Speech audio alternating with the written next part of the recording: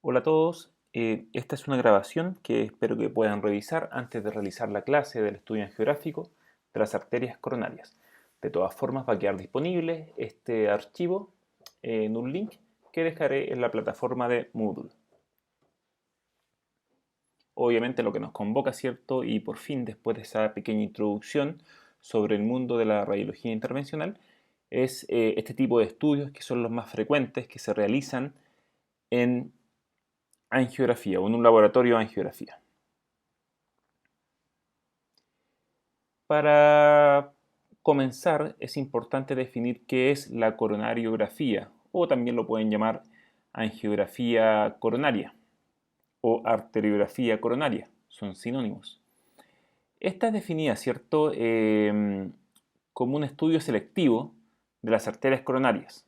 Estudio selectivo con un catéter que de alguna forma va a llegar a el ostium de la coronaria derecha y el ostium de la coronaria izquierda para inyectar selectivamente medio de contraste y definir así, por métodos radiológicos, el lumen de las arterias coronarias. Este estudio, cierto, de la patología coronaria consta además de ventriculografía izquierda, que es un estudio propiamente tal de la cavidad ventricular izquierda, que tiene como función evaluar la motilidad y la fracción de eyección, y en caso de que hubiese patología valvular aórtica, se suele incorporar una aortografía, en el caso, por ejemplo, de estenosis o insuficiencia aórtica.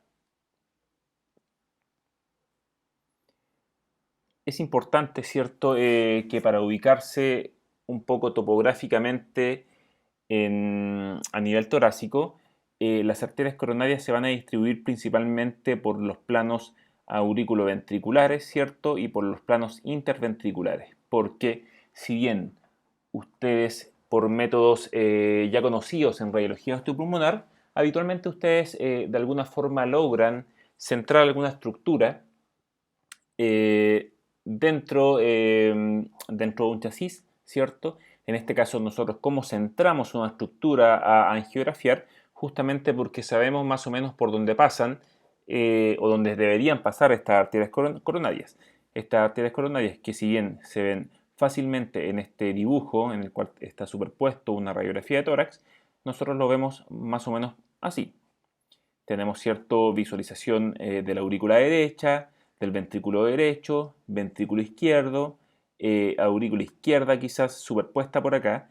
Finalmente, cuando nosotros por método de fluoroscopía intentemos ubicarnos geográficamente, tenemos que apostar con un formato de 22 a concentrarnos más o menos en algún momento en esta zona, cuando estudiemos la arteria coronaria derecha, y cuando estudiemos la arteria coronaria izquierda, nos concentraremos más o menos en esta zona demarcada, porque justamente la arteria coronaria derecha tiene un trayecto auriculoventricular, ¿cierto? Bordea el surco auriculoventricular y luego pasa por el surco interventricular posterior.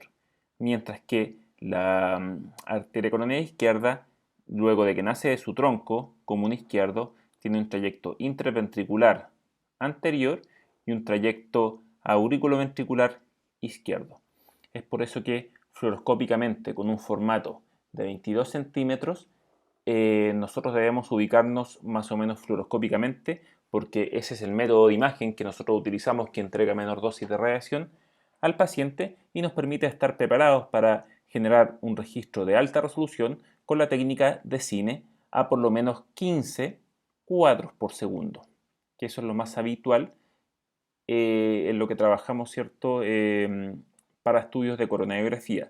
Justificado, ¿cierto?, ese número de cuadros por segundo por la motilidad del corazón, por las tasas, por la frecuencia cardíaca que es más o menos variable y para evitar la borrosidad cinética asociada a este estudio. Recordar, ¿cierto?, que las arterias coronarias, como tienen disposición epicárdica, siempre se están moviendo. Con cada latido del corazón se mueven estas arterias. Por lo tanto, no es recomendado utilizar protocolos de sustracción digital. Es por eso que la técnica de imagen que más se utiliza para estudio de angiografías coronarias, o la única que nosotros utilizamos, es la técnica de cine o adquisición. Cuando nosotros logramos realizar completamente un estudio angiográfico de las arterias coronarias, básicamente estamos apostando a algo como esto: una aortografía, una ventriculografía izquierda, un estudio completo de las arterias coronarias y un estudio completo de la circulación de la arteria coronaria derecha, en distintas proyecciones, ¿cierto? Porque justamente el órgano o el corazón y el trayecto de las arterias coronarias tiene una disposición tridimensional bastante particular. Se distribuye en planos que son más o menos perpendiculares entre sí, por lo tanto es importante visualizarla de distinta vista. Vamos a aprender una a una cómo es el estudio de estas estructuras. Indicaciones. ¿Por qué es importante hacer una coronariografía? Varias son las indicaciones que nosotros vemos día a día. Por ejemplo, pacientes asintomáticos o con angina estable o angina al esfuerzo. Pacientes con angina inestable, o sea, pacientes con angina en reposo. Pacientes con isquemia silente. Isquemia silente definida, por ejemplo, con pruebas no invasivas, sin que se asocie necesariamente la presencia de síntomas. Una prueba no invasiva que muchas veces diagnostica isquemia sin que el paciente tenga sintomatología son las pruebas realizadas en el área de medicina nuclear con un SPECT de perfusión miocárdica. En el caso de que exista un síndrome coronario agudo con o sin elevación del ST, del segmento ST electrocardiográfico. Cuando hay elevación del ST, del segmento electrocardiográfico ST, estaríamos hablando de un infarto con una oclusión completa de una arteria, mientras que cuando no hay elevación o cuando hay pequeños cambios electrocardiográficos del ST, muchas veces es una suboclusión o oclusión casi completa de una arteria coronaria. En el caso de un infarto agudo miocardio, por supuesto que está indicado el estudio de las arterias coronarias. Dolores torácicos inespecíficos. Hay muchas veces que llegan pacientes con dolores torácicos inespecíficos, por ejemplo, dolores epigástricos, que pueden ser confundidos con dolores miocárdicos. Pacientes con cardiopatías congénitas, muchas veces para definir cuál es el nacimiento de estas arterias o por qué algunos territorios se presentan isquemias justamente debido a esta malposición de las arterias coronarias. Isquemia tras revascularización, principalmente después de una cirugía de bypass coronario, dolores torácicos atípicos o pruebas de isquemia dudosas, en caso de cirugía valvular, justamente que si un paciente se va a operar de cirugía valvular, siempre es importante evaluar las arterias coronarias, porque si hubiese alguna lesión en alguna arteria coronaria, dentro de la cirugía valvular se pueden hacer los puentes coronarios respectivos. La cirugía valvular en este caso ya estaría decidido y sería la única forma de tratar a ese paciente. Entonces, como estarían trabajando cerca del corazón, es un buen momento para realizar puentes aortocoronarios en el caso de que sea necesario. Y finalmente, en el caso de la evaluación de riesgo cardiovascular en cirugía no cardíaca. Riesgo de un cateterismo cardíaco. Cuando se cateteriza el corazón, ya sea por el lado derecho del corazón o por el lado izquierdo del corazón, cuando me refiero al lado derecho del corazón me refiero a cavidades como la aurícula derecha, ventrículo derecho, arterias pulmonares. Me refiero a un cateterismo en el cual el ingreso a través de la piel se realiza por una vena yugular, alguna vena femoral, que son las más utilizadas. Recordar que las venas llegan a las cavidades derechas del corazón, mientras que si el cateterismo es de una cavidad cardíaca izquierda, el acceso debe ser por una arteria. Antiguamente el acceso se realizaba por arteria femoral, ya sea derecha o izquierda. Sin embargo, y actualmente, el acceso más utilizado para estudios cardiológicos de cavidades cardíacas izquierdas y justamente para coronariografía es el acceso radial derecho o en su defecto el radial izquierdo. ¿Por qué es más utilizado? Justamente porque el acceso radial es un acceso que es muy superficial, que es de fácil hemostasia, vale decir que después de que se retira el introductor utilizado bajo la técnica de Seldinger, es muy fácil comprimir la arteria radial, no así la arteria femoral, y como es más fácil comprimir esa arteria radial, hay menos posibilidad de hematomas post-procedimientos. Más aún, si eventualmente la arteria radial se daña por algún motivo o la perdemos producto del procedimiento, la mayoría de los pacientes, ¿cierto?, tienen doble circulación en la mano desde la arteria cubital y desde la arteria radial, previo, ¿cierto?, evaluación con un test que se conoce como test de Allen. Se escribe A-L-L-E-N, test de Allen. Básicamente lo que evalúa el test de Allen es la viabilidad de la parte más extrema, ¿cierto?, de la extremidad superior, que sería la mano, si es que la arteria radial no existiera. O sea, evalúa qué tan buena es la arteria cubital para perfundir toda la mano.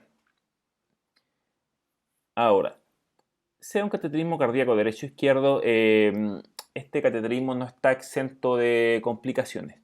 Complicaciones asociadas pueden haber complicaciones como mortalidad, complicaciones como infarto agudo miocardio, complicaciones como accidente cerebrovascular, arritmias, complicaciones vasculares, reacciones adversas al medio de contraste, ¿por qué no?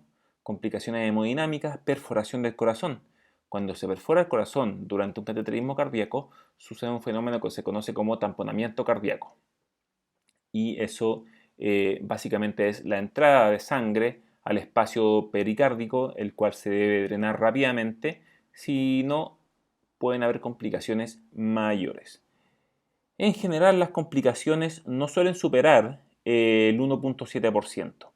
Por lo tanto, si bien es un examen más o menos seguro, no está exento de complicaciones.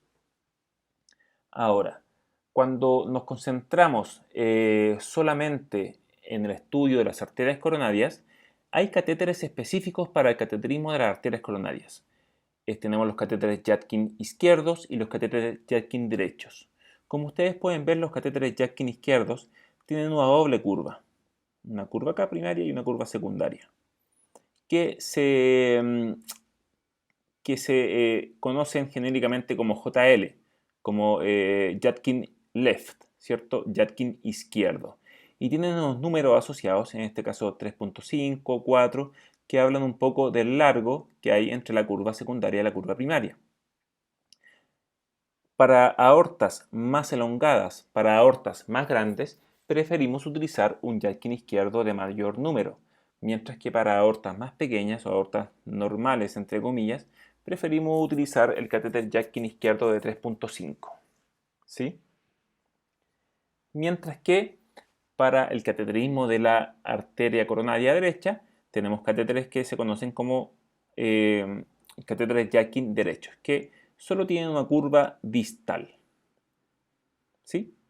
También tienen nomenclatura respecto a su número, ¿cierto? Desde catéteres Yadkin derechos de 3.5, 4, en el cual va aumentando más o menos la curva en cuestión, que te permitiría cateterizar de alguna forma el ostium de la arteria coronaria derecha.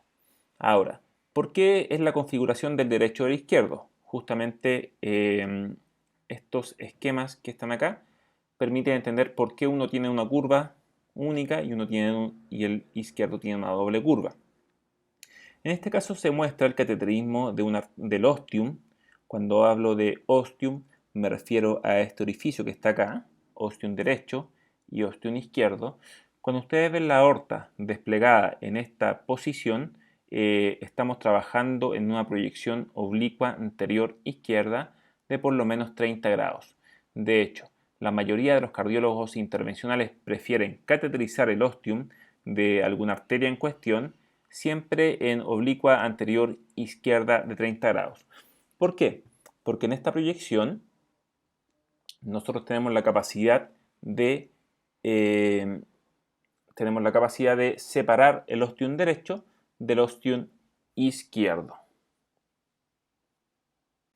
Por lo tanto, con este catéter nosotros ingresamos directamente al ostium de la coronaria derecha sin apoyarnos, ¿cierto?, en ninguna pared de la aorta, mientras que con el catéter Yadkin izquierdo la canulación del ostium de la coronaria izquierda es necesariamente apoyándose en la pared contralateral.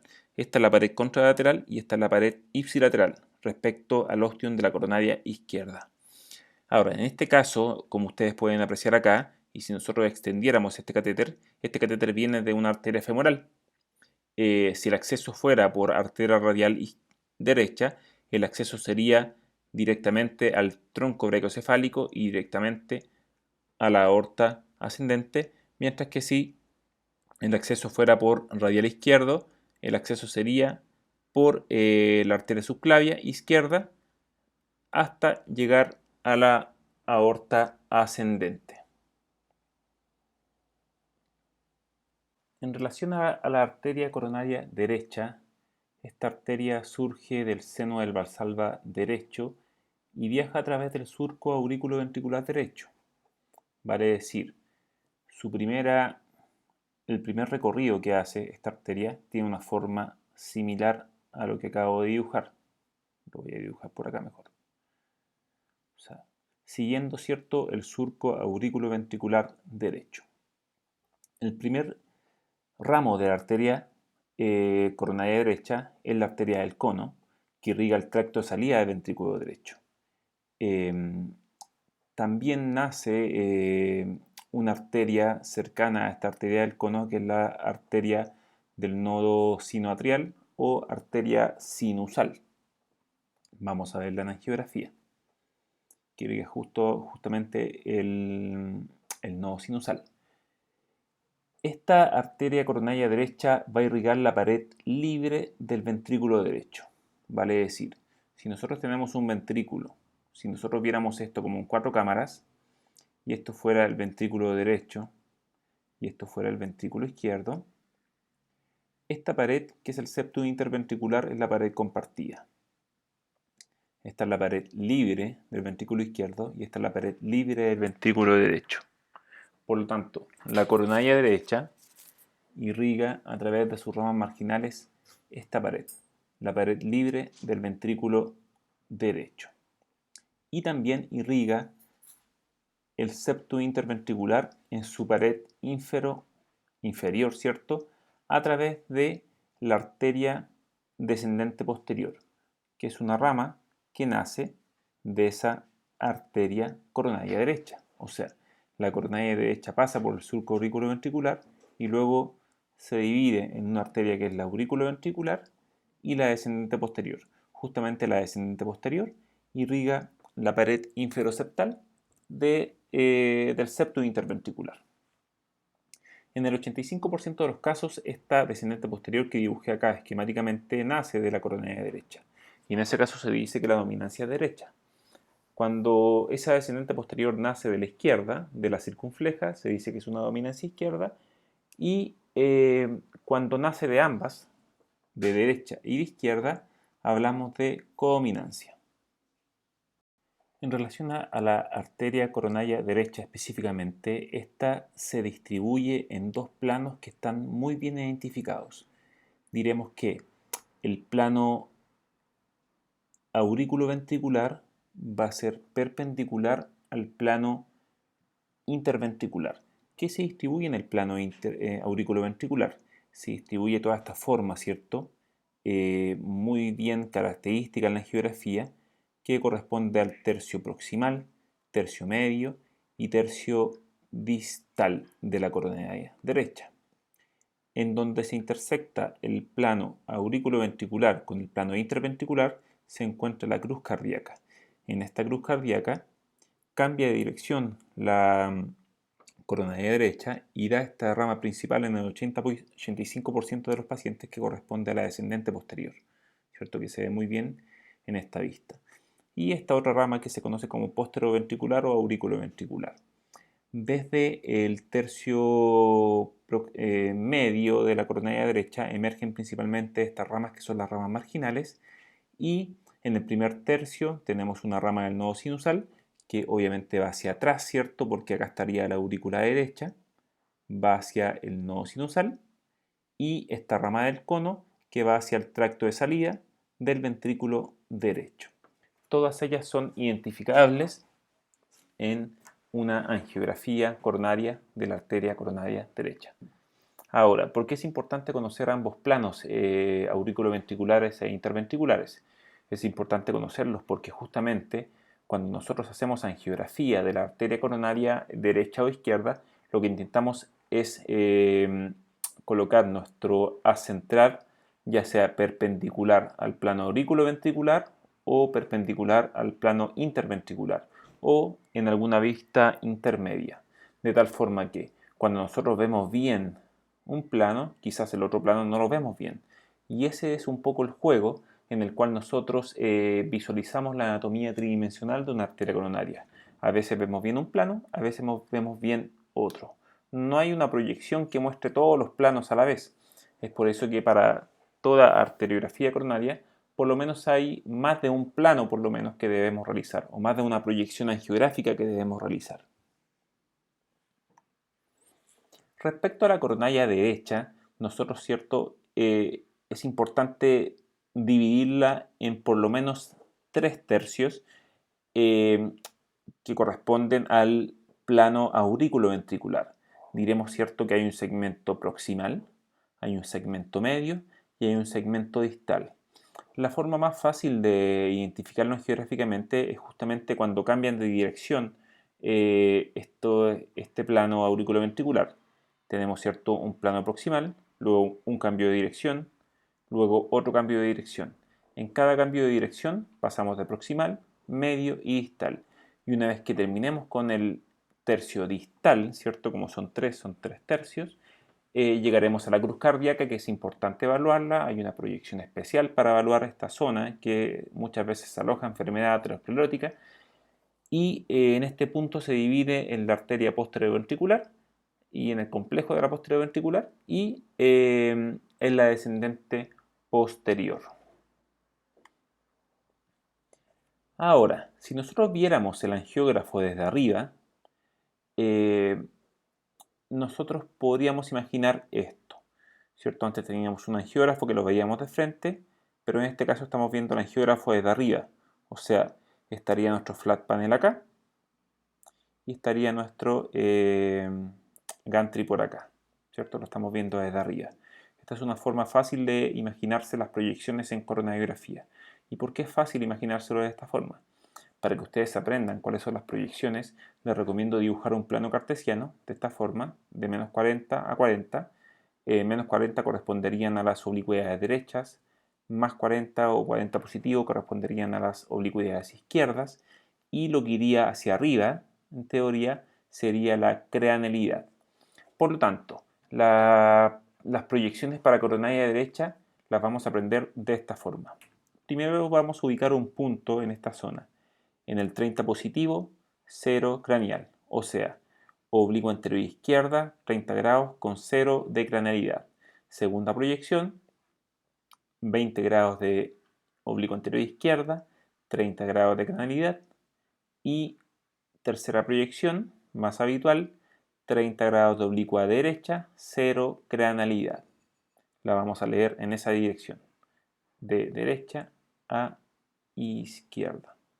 Perdón, derecha de la pantalla a izquierda de la pantalla, o de izquierda del paciente, ¿cierto? Si nosotros tenemos un paciente acostado acá, esta sería su izquierda y esta sería la derecha. Partamos primero por la oblicua anterior izquierda de 30 grados. Sabemos que esta es la posición 0 grados y en este caso el gantry se inclinó 30 grados en una proyección oblicua anterior izquierda. Esta es la vista por el frente, o sea, lo que yo veo día a día cuando realice una coronariografía. Y desde el punto de vista de cranealidad, caudalidad, el gantry no está inclinado ni hacia craneal ni hacia caudal. Por lo tanto, tenemos 0 grados de inclinación o de angulación cráneo-caudal. Solamente el gantry se inclinó hacia la izquierda 30 grados. En esta proyección, ¿cierto? Vamos a ver lo siguiente. Acá nosotros tenemos un modelo tridimensional que realicé a partir de un angiotac coronario, en el cual el gantry se encuentra en 0 grados de cranealidad y 0 grados de rotación derecha-izquierda. Pero cuando el gantry rota 30 grados de oblicua izquierda, vean ustedes cómo se ve mejor esta imagen característica de esta proyección, que es una C, en el cual vemos el tercio proximal, tercio medio y tercio distal de la coronaria derecha. La cruz cardíaca no se ve tan bien en esta proyección, es cierto, y la descendente posterior con la aurículo ventricular tampoco se ven de forma elongada. Vean ustedes cómo cambia desde AP hasta oblicua anterior derecha. Eso es lo que nosotros hacemos fluoroscópicamente sin inyectar medio de contraste cuando pasamos de una proyección AP a una proyección oblicua anterior derecha. Obviamente no queremos filmar, ¿cierto?, este recorrido, sino que hacemos solamente la proyección desde una vista oblicua anterior derecha y vemos el recorrido del medio de contraste mientras se esté inyectando. En esta proyección oblicua anterior derecha, como les contaba, vemos, ¿cierto?, claramente el tercio proximal, tercio medio y tercio distal. Vemos otros detalles, por ejemplo, si nosotros somos acuciosos con la anatomía, esto sería nuestro plano aurículo-ventricular, por lo tanto, hacia acá estaría nuestra aurícula derecha y esta ramita que nosotros vemos acá, que va hacia atrás, sería nuestra rama del nodo sinusal y esta rama que va hacia anterior, porque esto es posterior, sería nuestra rama del cono. Esta rama que nace del tercio medio sería una rama marginal, primera rama marginal, segunda rama marginal. Recuerden que las ramas marginales irrigan la cara libre del ventrículo derecho. Y acá nosotros vemos la cruz cardíaca que nos identifica con facilidad. Vemos la rama descendente posterior, que va hacia abajo, y la rama ventricular o aurículo-ventricular en otros lados. Vemos también estas ramitas que nacen de la descendente posterior, que son ramas septales, propias, ¿cierto?, de ramas que irrigan el septum ventricular, en este caso por inferior. Les dejo, ¿cierto? Voy a borrar un poco esto.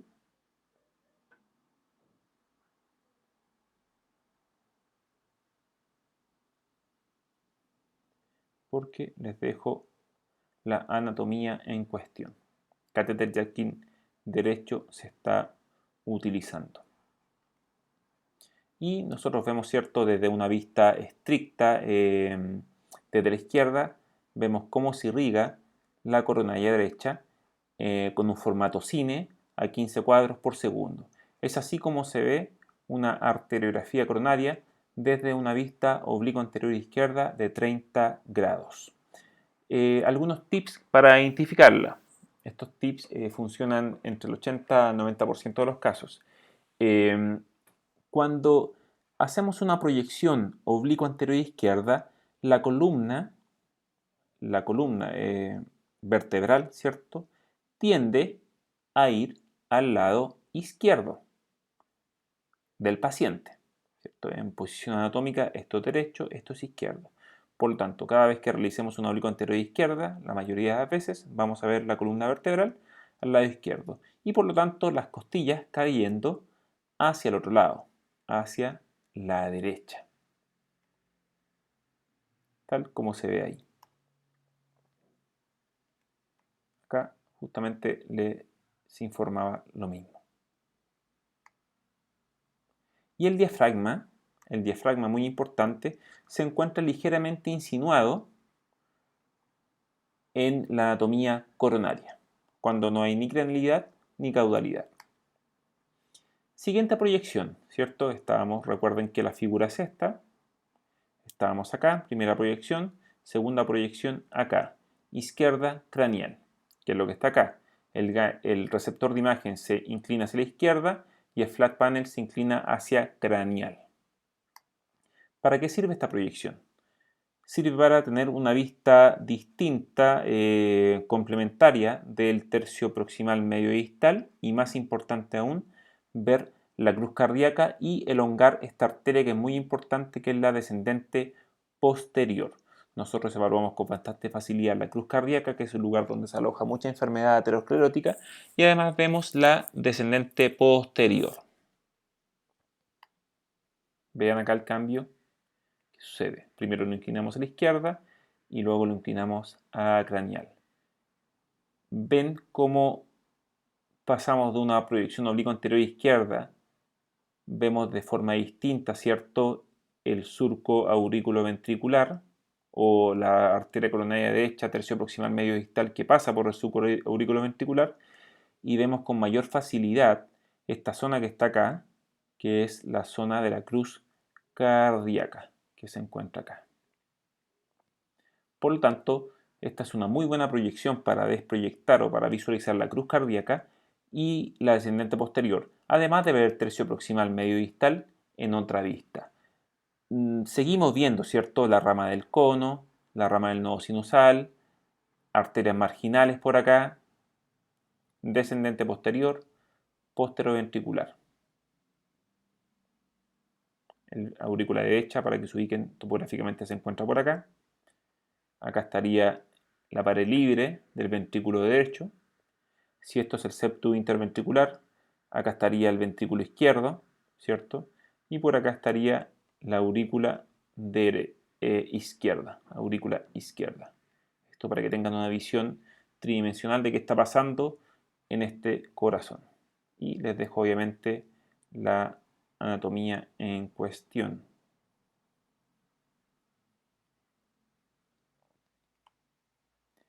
Y esto, ¿cierto? Normalmente nosotros lo acostumbramos a ver en movimiento durante la angiografía y esto se ve así. Una proyección oblicua anterior izquierda con disposición craneal. Observar, ¿cierto? En este caso, la posición de las costillas que caen más abruptamente hacia abajo, típico de una proyección craneal. Como es izquierda, la columna se encuentra a la izquierda. Y sumémosle que si es craneal, toda proyección craneal hace que el diafragma se interponga en toda la anatomía coronaria, tal como se ve ahí. ¿Cierto? Vean la diferencia entre una y otra. Diafragma ligeramente insinuado, diafragma muy insinuado en la anatomía coronaria. Siguiente proyección, oblicuo anterior derecha, 30 grados, ¿cierto? El receptor de imagen se inclina hacia la derecha, pero no se inclina en ni cranealidad ni caudalidad. Por lo tanto, es un oblicuo anterior derecha, 30 grados. En este caso, nosotros dejamos de ver el tercio proximal y tercio distal con facilidad y vemos el tercio medio en otra proyección. Vemos muy bien las ramas marginales que van a emerger y van a irrigar la pared libre que se encontraría por acá. Esto sería la pared libre del ventrículo derecho. Por lo tanto, vamos a ver la disposición de las marginales que van a irrigar esta rama. Y vamos, si bien no vamos a ver muy bien la cruz cardíaca, sí vamos a ver bien la descendente posterior en toda su extensión. Y yo me atrevo, ¿cierto?, también a dibujar lo siguiente. Voy a borrar un poquito por acá. Esto que está acá es el septum interventricular en su parte inferior. Vean cómo cambia la anatomía cuando cuando pasamos de una proyección anteroposterior a una proyección oblicuo anterior derecha. Vean cómo se elonga esta arteria y cómo se pierde la visualización del tercio proximal y del tercio distal. En esta proyección, ¿cierto?, vemos con facilidad aquellas ramas que se van hacia atrás, que sería en este caso la rama del nodo sinusal. En este caso no se ve muy bien la rama del cono, que debería salir hacia adelante. Vemos estas ramas que son ramas marginales que van a irrigar la pared libre del ventrículo derecho. Por acá se ve la rama posteroventricular que en este caso se acorta, mientras que la rama del descendente posterior se elonga completamente. Esto es el septum interventricular y en este caso la descendente posterior está naciendo de la coronaria derecha. Obviamente les dejo nuevamente la anatomía para que la revisen con más calma. Ahí está. Y normalmente nosotros lo acostumbramos a ver esto, ahí se ve parcialmente la rama del cono. En este caso sucede eso porque el catéter no está completamente canulando la coronaria derecha, sino que en un momento la canuló y en otro momento se salió. Por eso es que se ve el seno de Valsalva contrastado cuando se intenta inyectar selectivamente esta arteria coronaria derecha. En este caso, como tenemos una proyección oblicua anterior derecha, la columna debiera estar al lado derecho. Acá se alcanza a ver parte de un cuerpo vertebral, o sea, la columna está por acá, hacia el lado derecho, las costillas caen hacia la izquierda y el diafragma se encuentra un poco insinuado, pero en esta proyección no es craneal, sino que probablemente el paciente expiró un poco más en esta proyección, o en este frame que congelé acá. Hay otra vista que no es tan utilizada, que se utiliza más cuando el acceso es femoral, porque justamente es un acceso que permite al paciente elevar ambos brazos y así nosotros vemos la visión cardíaca a través del tórax, ¿cierto? Desde una vista lateral, mientras que si el acceso es radial, que es el acceso más utilizado hoy en día, no se hace mucho esta proyección cuando el acceso es radial, porque vas a poder levantar solamente un brazo mientras que el otro va a quedar superpuesto a la central. Esta proyección que se hacía con bastante frecuencia anteriormente para accesos femorales consistía en una vista en que el gantry se posicionaba a la izquierda del paciente, se llamaba lateral de 90 grados, o bien podría ser un oblicuo anterior izquierda de 90 grados. Servía para ver el tercio medio desde otra vista y ver el nacimiento de las marginales desde otra visualización, que es lo que ustedes ven acá. No se aprecia con facilidad la descendente posterior y se ve con un poco más facilidad en la rama posterior ventricular. Insisto, no es una proyección muy utilizada. Y finalmente esta es una proyección que si bien no se utiliza con bastante frecuencia, es una proyección que es muy útil, yo acostumbro a hacerla la mayoría de veces, que es una proyección oblicuo anterior izquierda caudal. Oblicuo anterior izquierda cercano a unos 40 grados y una caudalidad de 10 a 15 grados. Esta proyección es muy útil y ustedes me van a decir, vale, ¿se parece a la proyección oblicuo anterior izquierda de 30 grados? Sí, se parece un poco, pero es la única proyección que me permite visualizar o tener el haz central perpendicular al plano auriculoventricular. Y con esta premisa, ustedes pueden imaginar que el tercio proximal se evalúa con bastante facilidad. Ahora, normalmente esta proyección la tenemos reservada para cuando tenemos dudas de lesiones ostiales de la coronaria derecha. Si es que hay dudas en esta zona, normalmente recurrimos a esta proyección, oblicuo anterior izquierda caudal. Y vean cómo se define muy bien todo el trayecto de la coronaria derecha en el surco auriculoventricular.